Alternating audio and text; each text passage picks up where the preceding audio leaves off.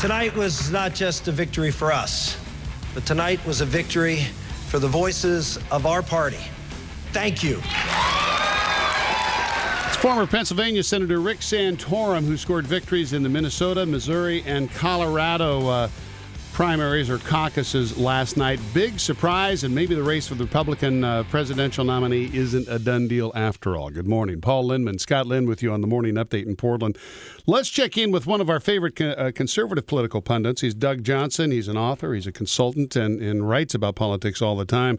Doug, it's good to talk to you again. And I note in your blog, even before yesterday, you were talking about how Mitt Romney has only just over 8% of the 1,144 delegates he needs to win for the nomination. So you were saying even before yesterday, it's not a done deal. Well, absolutely not. And since you've obviously seen my blog post, I even went so far as to say if he actually won everything last night and yet later this week even picked up Maine, he still would be far from even having 1/4 of the delegates needed to get the nomination.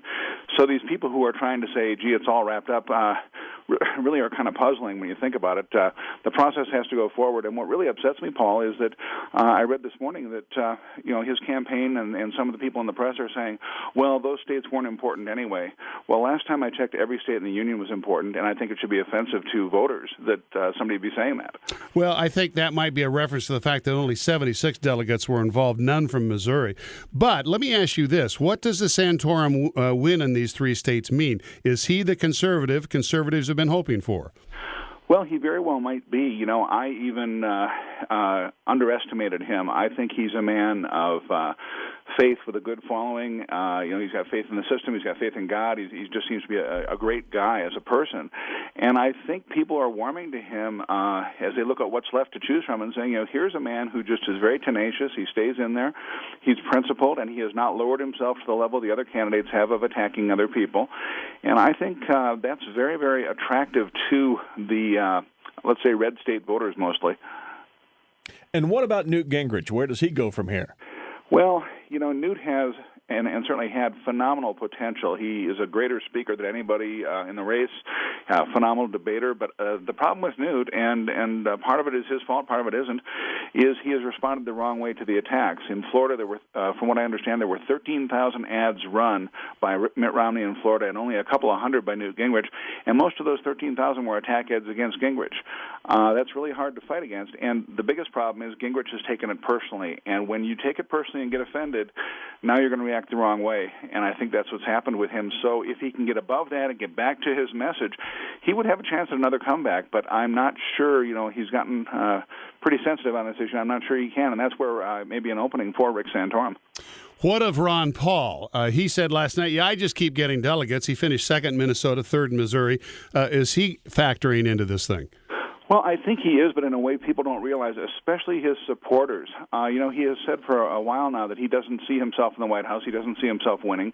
He's just been working to get his message out there and make it part of the debate, which he's been fairly successful at. And word has had it recently that he and Romney have been having talks behind the scenes about doing some work together and maybe giving him a spot at the convention or maybe even some influence in the administration. Now, I will say this, and I think any of the candidates would be a better choice than what we have in office now. But I think that if Ron Paul could have influenced the Romney campaign's economic positions, that could be a very positive thing if Romney does become the nominee, because Ron Paul certainly has the most aggressive position on the economy and probably the position that would do the most to help our economy. Just briefly as we close here, Doug, we in the media are always asking experts like you to arrive at final conclusions. We don't do that on the Morning Update. But isn't Romney really going to be the candidate? Yeah, it's really funny you say this. I was actually, before I got on here with you, thinking about this morning, and I think there's certainly a very good chance. He has the money. A lot of the big money backers, especially from Wall Street, are backing him that backed Obama in 2008. He very well may buy this nomination.